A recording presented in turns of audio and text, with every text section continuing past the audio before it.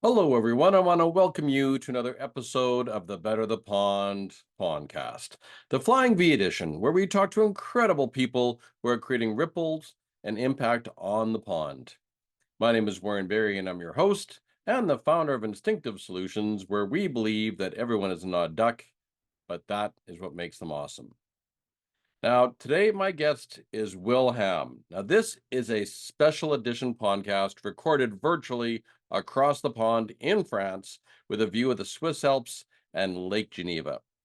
Will Ham is a financial advisor at Sam Law Financial, which is a financial advisory firm specializing in working with small and medium sized businesses on their 401k and retirement plans. Will understands the significance of financial education and its impact on individuals' financial futures and the importance of financial literacy to improve the quality of life and ensure a comfortable retirement. Will gets to better the pond by helping people have a secure future and provide them with peace of mind. Ladies and gentlemen, Will Ham. Wilhelm, financial advisor from Sam Law Financial. I met you in Dallas, Texas, and we got to give a bit of a shout out to our good friend Ken Stibler. And you were just the amazing human. You're the amazing person who actually jumped on board, contributed the most, right, and then fed the group in your Vistage group, and then Mhm. the victor be a guest on the Better the Bond podcast. Now, I have to say before we jump into this, right? So this podcast is a special edition podcast, only for the reason that it is now actually being recorded across the pond. So I'm in the mountains of France. I can see Lake Geneva behind me. Like Geneva is like right across the border by the Swiss Alps. This is a very special edition podcast with you, Wilhelm. I'm so excited to have you. I am excited to be here and excited to be a part of the special edition podcast. Pondcast. All right, so let's just jump right into this. So first of all, tell my audience sort of a little bit about Sam Law. Like, what do you guys do? Yeah. So Sam Law Financial, myself and Sam work together, and we are a financial advisory firm that specializes in working with small and medium-sized businesses on their 401k and retirement plans. So we really have two functionalities. The way that I describe it, we work both at the corporate level and at the employee level. And so from Hmm. a corporate level, we're going to help with the fiduciary processes. We're going to sit on the same side of the table as the business owner in terms of helping with the investment oversight and selection for the plan. And then we're going to meet one-on-one, face-to-face every year with every employee in the business to help them make investment decisions, help them enroll, help them understand the benefit and everything, every great aspect that comes along with a 401k retirement plan here in the state. So what would you say that makes Sam Law different from any other? I mean, there's a ton of financial services out there. You know that, and I know that, right? Yes. How do you Mhm. separate yourself? What makes you exceptional? Yeah. So it's interesting. I actually got my start in the retirement plan space as a what's called a wholesaler. And so my job was selling a 401k platform to financial advisors all throughout Northeast Texas. And what that allowed me to see early in my career is how different advisors work, function, where their specialties are, how they communicate that. And at the end of the day, the most important aspect is how do they help their clients. And Sam was probably my largest client when I was working at the wholesaling group, a company called John Hancock. And what I noticed is Sam just had a different viewpoint for small and medium-sized businesses on the retirement plan. Most advisors that I was communicating with were saying, "Hey, I do this, I help out the owner. You know, if somebody calls, I'll answer it." But Sam really went above and beyond where he's saying, don't make this be another to-do list item for you, Mr. or Mrs. Business Owner or HR director, CFO, controller. Let us take that off of you, and we're going to handle the heavy lifting of the plan. We'll reach out to you for signatures and things like that, but we'll be the go-to person for your retirement plan. So I thought that was very unique. And on top of that, the one-on-one education, making sure that we're proactively going out and meeting with people and not just answering phone calls as they come in. And so that in this space, in the, let's call it 500 and under employee retirement plan space, we're trying to take that work off of the business and really provide a financial education to the employees in the business to help them make better decisions. Okay, so it's not, so if I hear you correctly, I mean, it's not just about, let's just help somebody out. It's actually helping them understand, educate them, so they walk away more knowledgeable and they can make better decisions rather than you just making it for them, kind of Exactly. thing. I love it. All right, so Yeah. let's now that we know about Sam Law, let's talk about you, Mr. Wilhelm. So what got you from being a gosling? I mean, this is like, I know that you were born at a very young age. So where were you Yes. hatched? Where did you start life? To leaving the nest. And leaving the nest is when you left home. Now, either I find, either you left or you got kicked out, one of the two, and said, here, well, go away and fly. To where you are now. So, Mr. Yeah. Wilhelm, what is your backstory? My backstory, I've done a lot of ping ponging through the lower half of the United States. So I was born and raised in Orange County, Newport Beach, California, and I grew up with parents. My dad's side of the family was from Alabama, and my mom's side of the family was from Iowa. So I had a good mix of Midwestern and Southern upbringing in Southern California.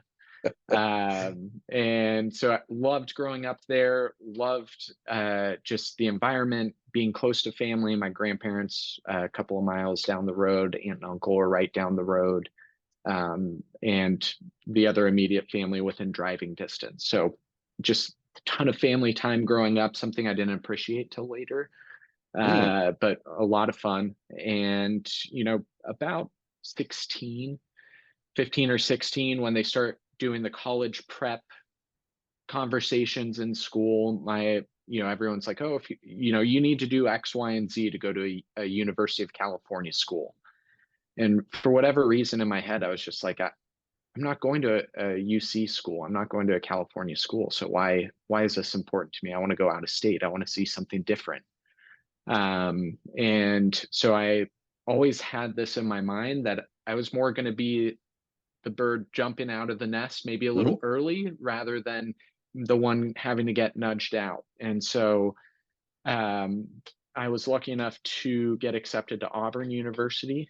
I mentioned my family's from Alabama, and I'm actually a fifth generation Auburn student. So I was born and raised, when I was born, I got sent a Bo Jackson jersey and an Auburn football. And I got that every year for my birthday until I grew out of that. But that's when I left the nest, and I was lucky enough to meet my beautiful wife at Auburn University. And from there, she's a Dallas native, and that's how we ended up in Dallas, Texas. I see. So let's go. Any siblings? Yes, I have a younger sister and a younger brother. And where are they located? My sister is in Birmingham, Alabama. She also graduated from Auburn. And my younger brother is in Southern California, and living close to my family. So one stayed back and one moved over, and I see how this is all working. Yeah. So what did your dad do? My dad was, for a number of years, he worked in sales at IBM and Kodak, and then back to IBM. And then he had a career transition right around the Great Financial Crisis, and went from that to selling.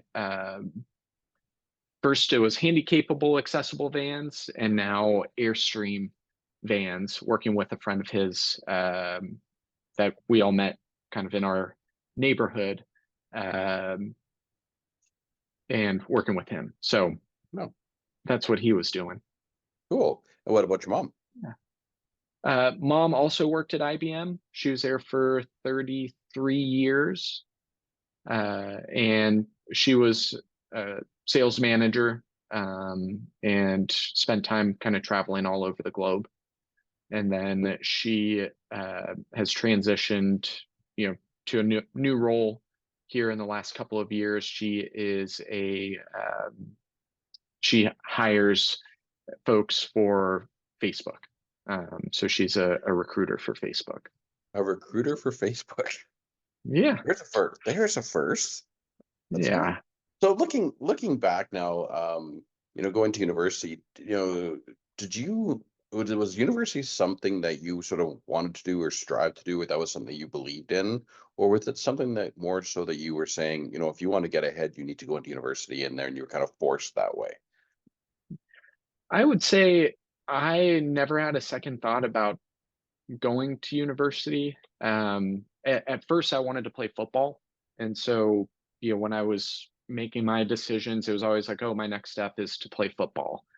And, I realized after my last game in high school that I was done. That was it. I gave it my all. I didn't need to play football anymore. But I always just had that kind of, here's my next step. There was never an idea of what other options are out there. And so I didn't even really think that there was any other direction that you could go, to be honest with you. Oh, interesting. Okay. Because nowadays things are changing a little bit, and Mhm.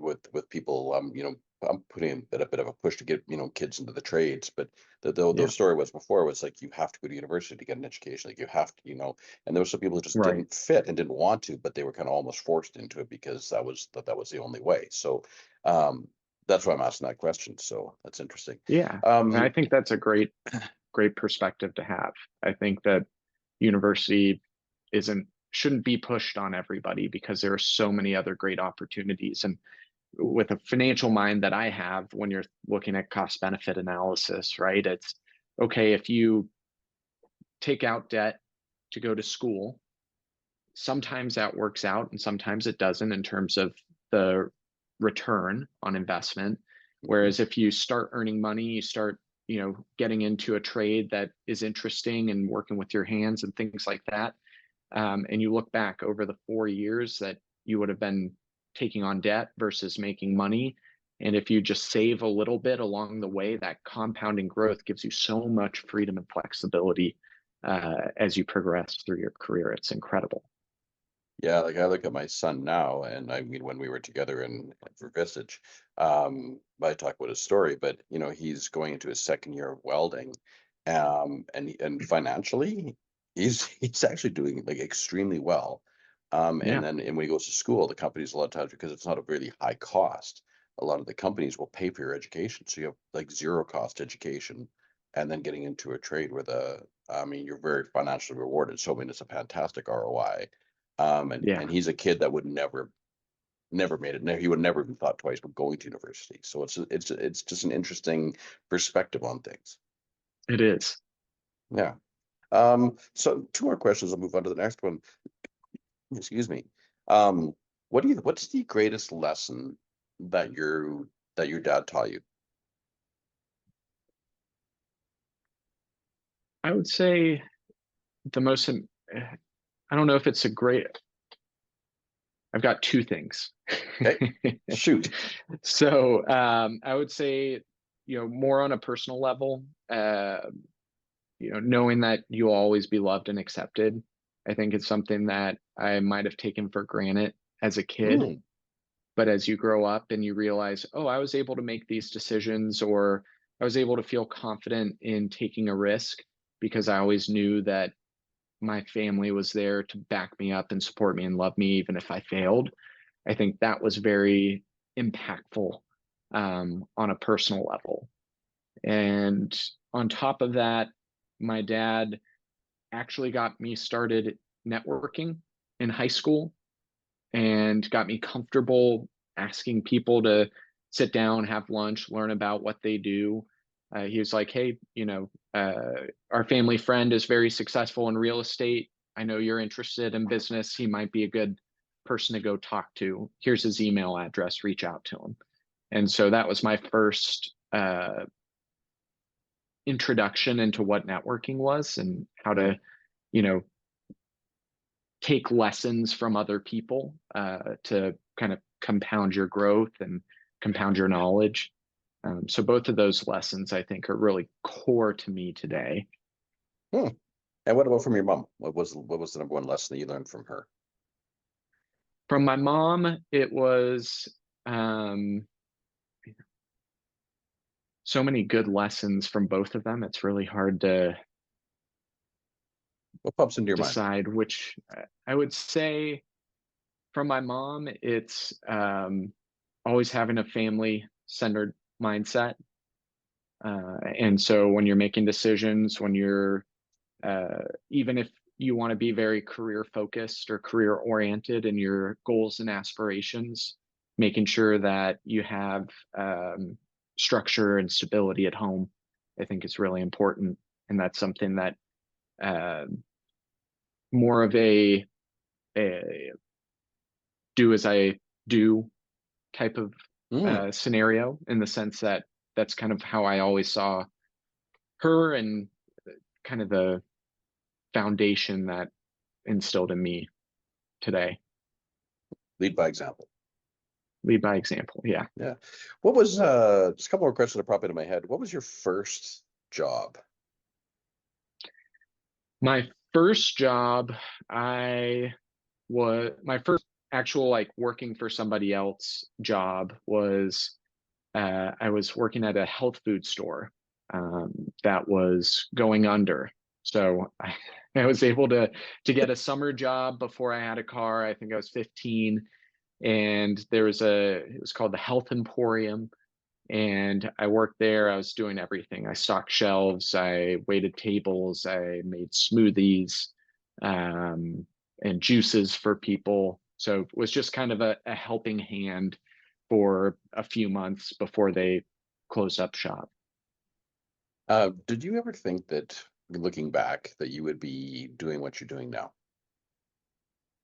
I, from a young age, I was always interested in business. And so I think I always wanted to get into business. And probably sophomore year of college, I wanted to learn more about investments and investing in general. And so I always had this idea that I would be in something similar to what I'm doing today. I don't know if I would have said, hey, I want to be a 401k and retirement plan specialist for small and medium sized businesses, but I always knew I wanted to work with, work in the financial field and help people understand and invest appropriately. Were you always entrepreneurially minded? Yes, I was. You had asked about the first job, and I said the first job that I worked for somebody else. As a kid, I remember it was in middle school, seventh grade was probably my first entrepreneurial opportunity. I think it was 1 month or 1 day a month, they would have a candy sale at school.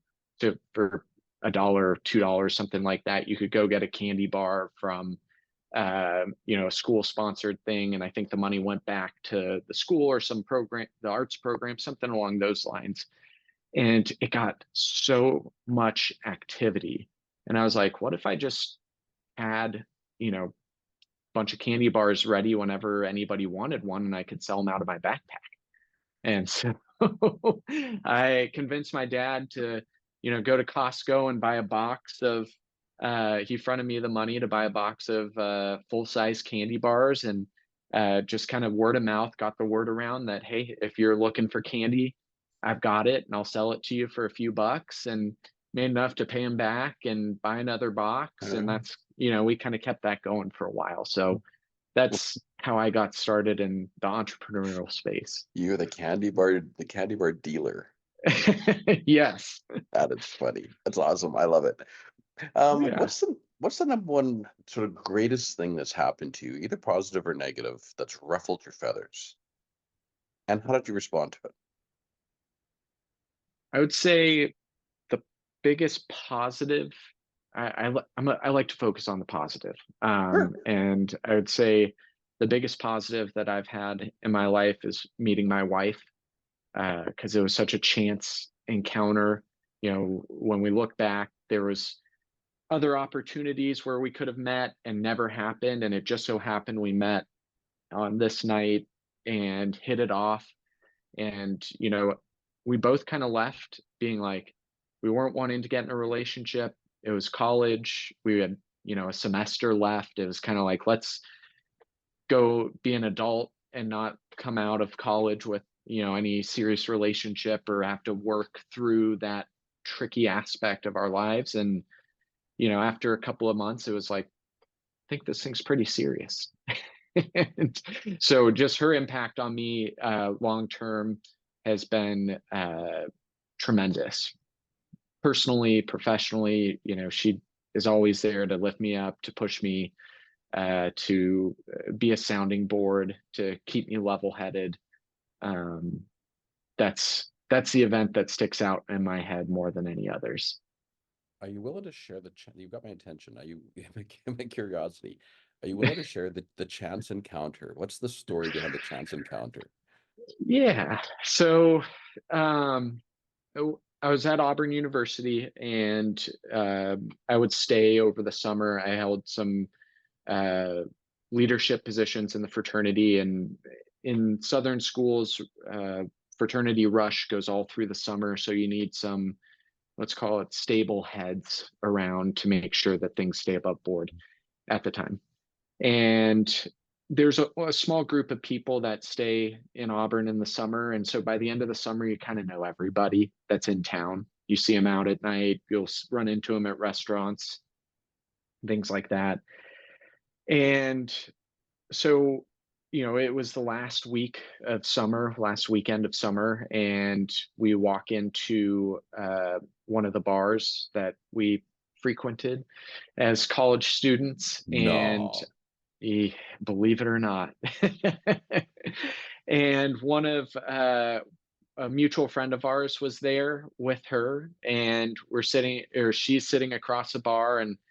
Um, and actually back up a little bit, because it's better when the two of us are here to tell the story together, because she'll tell her side, I'll tell mine. But we had actually met once before, and she didn't remember. And so I had seen her a week or two ago, and I was like, I like this. This girl's a good looking girl. I know I've seen her before. I want to go introduce myself. So I walk up, I introduce myself, and it was like every question I asked, it was one word answer. Oh, where are you here for the summer? Yes. Where, what have you been doing? Not much. Oh, where are you from? Dallas. Oh, great. I go through Dallas all the time. What do you, where in Dallas do you live? Oh, I lived in Southlake. Okay, great. So, yeah, and so like the conversation just, it was very one-sided. And I was like, all right, this girl's not into me. So I walked away. I was like, shot my shot. Uh, and I'm comfortable, getting shut down. So when we walked into the bar that week or two later, I see our mutual friend, and she's sitting there, and I was like, I'm not going to I'm not going to go over there and talk to our mutual friend, because I know I'm going to get a cold shoulder, and I'm out here to have fun and have a good evening with my friends. And she's like, Will. I was like, hi. It's like, Will. And progressively got louder and louder, to the point where our mutual friend is standing on the bar yelling, Will, come over here. And, there's not a ton of people in the bar. There's 30 people.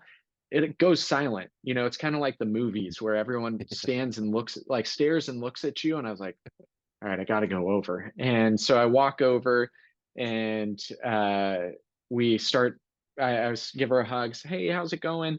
And my wife goes, hi, I'm Cameron. I go, hi, I'm Will. And she goes, are you going to sit next to me and talk to me? And she pulls out a chair, and I go, huh, I doubt she remembers that I tried to start a conversation with her a while ago. Uh, I'm going to sit down and have a conversation. And 3 hours later, we exchanged numbers, and the rest is history. Now, did you remind her that you had talked to her before? So I waited a little while. Okay. So it was a few months, and she, we'd look at each other and she'd be like, I can't believe we never met before. I can't believe we never met before. Because we had similar friends and, similar circles that we ran in. And so it was kind of surprising that we had never actually met prior to this. But finally, once I was like, okay, I like this girl. I can't, lie to her any longer. I got to tell her the truth that I tried. We've talked before, and she goes, "Oh my gosh, I don't even remember having that conversation with you." She's like, "Hey, I was probably you were probably the third or fourth guy that came up and talked to me that night, and I just wanted to be with my friends, and don't take it personal." So I wasn't memorable, but don't take it personal. Okay, fine. Yes. But I'd love to hear though that the biggest thing that ruffled your feathers was your wife. So the biggest Yeah. the biggest impact in your life. That's fantastic. All right. So as you very well know from when I spoke down to your group in Dallas, that geese fly with 71% more efficiency when flying in the V formation. So we know that already, right? Right. What do you think that the secret sauce is to getting a team flying in a V formation or getting people flying in a V formation? What are your thoughts on that, Will? Yeah. I would say, one is starting with yourself and having a good understanding of, where your strengths and weaknesses are, Mhm. and then building a team around you that can help support, either help drive those strengths further or help lift up those um, weaknesses to a higher level. And so I really think that it comes down to having a good personal understanding of where you're at, and will help you navigate a team environment to help kind of create a greater outcome. So you're saying like basically self-awareness is kind of what I hear you saying, right? Starting with yourself first, Right. and then once you understand yourself first, you can understand others. What kind of things have you done to create that for yourself, Will? Yeah. Um, I think it starts honestly with our time together through Vistage. Hmm. Was a very eye-opening experience for me, because for most of my life, I've always thought I was very regimented and very, you know, focused, if you will, on one topic. What I've learned is I can be at times, Hmm. but my brain can go 100 miles an hour in 1,000 different directions all at the same time. And I've actually created structures over my time to help kind of hone that in. Hmm. But I thought that it was because of myself being focused. And then when I would get unfocused, I would get so down on myself, because I'm like, that's not Oh, who I am. I'm a focus guy. right. And so I didn't have that self realization that it would take away from my productivity, because you're kind of thinking, why can't I remain focused? And so having that awareness and that um, bigger picture on myself has given me, kind of taken that headwind out and created more of a draft, if you will, Hmm. from day-to-day work, and then also from being a better communicator, from a team perspective with Sam Law Financial, and from a family perspective with my wife and our son, and our soon to be second son on the way. Is having a good understanding of that helps me be a better communicator to folks, and drive home the messages that I'm trying to drive home. Hmm. So do you think that, prior to that, was there, I mean, you thought a certain way, but yet you were doing things different. And did you ever find that as being any sort of a conflict, or was it just not having self-awareness? Mhm. And then once you understood it more, did you find that you could be more of your authentic self? Yes, yes, and yes. So I would say I always strive myself to be self-aware or think internally, Hmm. but what I think, because I had been rooted in my thought process that I'm a focused individual that can focus on one thing and tune everything else out. Um, it just it would work against me when things got out of whack.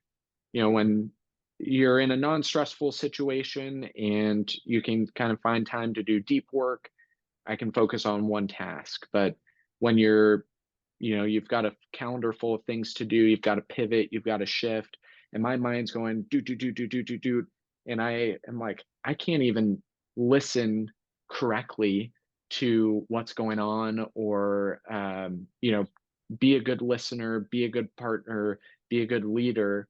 When those things are happening, then I realize, oh, I need to put those systems in place to help me uh, kind of zero in when those things are getting out of control.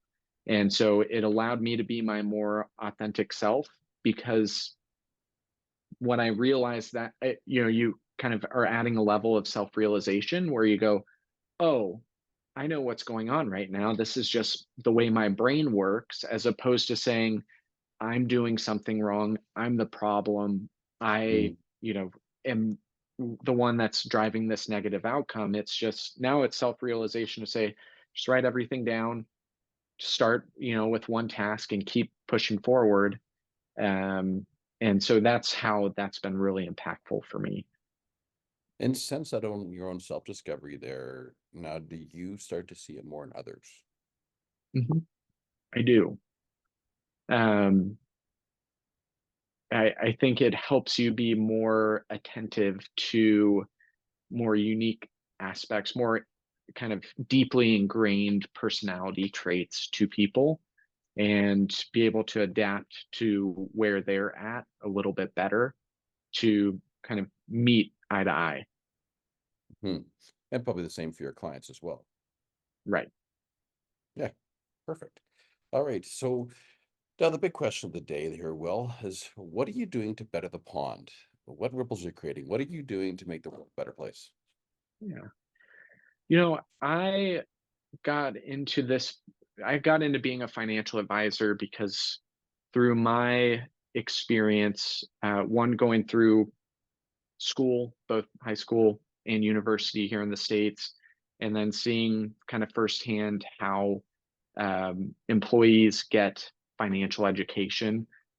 I wanted to get into the role as a financial advisor because I saw that as being able to have the most immediate impact and greatest impact on people's financial futures by helping them make financial decisions, investment decisions, enrollment, 401k decisions over time, that have outsized lasting impacts, by just doing small things like getting started and allocating funds well. So my overall goal is to make an impact on, what we call here in the States the retirement savings gap, and to help as many people as I can make better, more informed financial decisions. So that's kind of my mission that I have every day. Each new client is a new opportunity to help employees that may not have the financial understanding to make sound decisions, and to be with them along the way to help continue to guide and push them into the direction that they will have the freedom and flexibility when they want to retire or want to move into another job, that they have the ability to do so. Would you say that for the most part, the people that you like, the employees that you talk to, so they're probably there's an age gap of whatever it may be, but Mhm. do you think though, but when you by the time when you have the conversation with them, are they educated at all prior to you sort of walking into their life? Are they financially educated, or do you find that they have no idea? Uh, Yeah, I would say we get a wide range of people, and where we're comfortable starting our conversation with, where does the term 401k come from, all the way to, we've got, very complex financial planning needs at a business owner level, and we can help have detailed conversations surrounding that. So we're comfortable on both ends of the spectrum. But I find a good portion of people, especially those that haven't participated in a retirement plan just like to start from the beginning, and understand the very, very basics, which some people in, working for Fortune 500 companies, going through university might take for granted, if you will. And so that's where a lot of our conversations start, or, hey, here's here's what this is, and here's why you should take advantage of it. The reason I'm asking that question, I find it really interesting because, you go to school, so you go all the way from kindergarten to grade 12, you get to high school, you graduate, you get to university, and yet who taught you who taught you about financial planning? Who taught you about the financial future? Mhm. Right. Right. You did get into school, and now you have to, you have to get it from an advisor. So, I mean, thank God there's, people around like you, right, who are helping and educate people on the way and bettering the pond. But Right. do you feel that should be something that should be in a bit of the educational system? That, I mean, I this do. is finance. I do. I mean, it's amazing how many things you use on a daily basis, do and interact with, that you have zero experience from the education system. I was lucky enough from a family perspective to have that infrastructure of the basics, right? Why saving's important, why you don't want to spend more than you earn, don't take on credit card debt, those type of core financial planning topics, if you will, were ingrained into me from a family perspective. And that's where that compounding feature plays a role here, in just that continuation of knowledge, right? And so if you don't have that infrastructure and you're not getting it from the schools, we want to help kind of be that gap, or bridge that gap, if you will, to say, okay, you can start that trajectory for your family just by starting in the retirement plan, just by understanding your financial picture a little bit better, and you can kind of help from there. Yeah, that's cool. Yeah, I just believe that it should be something in our education system because it's your finance, it's your living, it's your Yeah. retirement. It's like these are Right. such important things, but they're never really taught. I know I never learned it going to school. I never learned anything about finance. Yeah. My dad would get basically allowance from my mom. So and when and when they both passed away, and we had then got they had to sell the estate, it clearly showed that we definitely were not the Rockefellers. I can tell you that much. Yeah. But it shows, right? Yeah. Um, sure. One last question for you is, what's one lesson that you've learned along your journey that you would pass along to an entrepreneur starting a business today?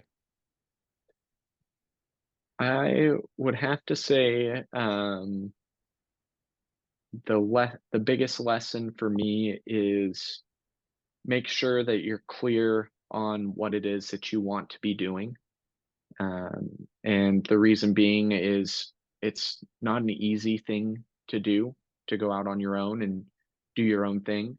And there will be difficult days, difficult nights. And if you're not clear on why it is you're doing what you're doing, it'll be much easier to quit. Um, and so that's where I think that base has to start. You have to have this feeling in your gut that you're going to make an impact, you're going to make a difference by taking it on yourself. You said something really important there. Is it the feeling or the thinking in your head or the feeling in your gut? More gut than head. At least in my experience. No, and I agree with you. That's a very interesting point, right? And I think that, it's try that, and that's what I try to teach people. It's trust your gut, right? Don't, Right. we can try to outthink our way. And that goes back to it, my point of saying, of going to even go to university, right? If you have a gut feel of saying, yeah, this is where my trajectory, this is what I naturally am drawn to, versus being in your head and saying, well, I guess that's what I think I should do, and Right. then falling off. So I think it's a fantastic point that you just made. It was like, trusting your gut to saying this is what's going to drive me, versus me chasing something that I think is going to be the right thing. Right. Yeah. Exactly. So I'm not trying to paraphrase you, but I think No, that's I thought that's a great you point. probably did a better job than I did. All right, one last question there for you, Will. I said that before, but this is the Yes. last one. All right, so this one's the kicker. So if you were standing on a mountain, just like I am right now, if you were standing on a mountain and the whole world was intently listening to you, what would you say? I would say I'm thinking about this from a perspective of trying to get my message of um, what we do out to people. And I would say start early, start saving early, start comfortably, and continue to try and increase that over time. And you'll be amazed at the results that happen when you look back by starting early and staying focused on what you're trying to achieve. And would you say that on a financial level? Would you say that on every level? I guess at its core, you could say that at every level. Yeah. So, so that goes back to one of the lessons being about your dad is, being loved and accepted. You could take that and, start early and be comfortable and keep it moving forward, right? Yeah, And you build on the greater foundation to keep building. I think that's a good way to tie that all together. Love it. All right. So all the way from basically by the Swiss Alps, Geneva, Switzerland, hanging out in France, the special edition podcast, Wilhelm. I really want to thank you for your stories. I want to thank you for your time. I want to thank you everything that you do to better the pond. Really enjoyed meeting you when I was down in Dallas, and I'm glad we had this conversation. So if anybody wants to find you, Will, where do they want to find you? You can find us at samlaw.com, or you can find me on LinkedIn, Will Ham, financial advisor, 401k specialist with Sam Law. All right. I'll put that in the show notes so people can find if they want to connect with you and learn more about what you do or need to have financial planning. Yeah, You're the guy. wonderful. All Well, right. thanks, Warren. I really Hey. appreciate the time. Yeah, no, I appreciate the conversation. So there you have it, folks. Another great podcast with Wilhelm. This is Warren Barrett. I'm flocking off to take you beyond the pond to better the pond because we're better together. Thank you so much, Will. Thanks, Warren.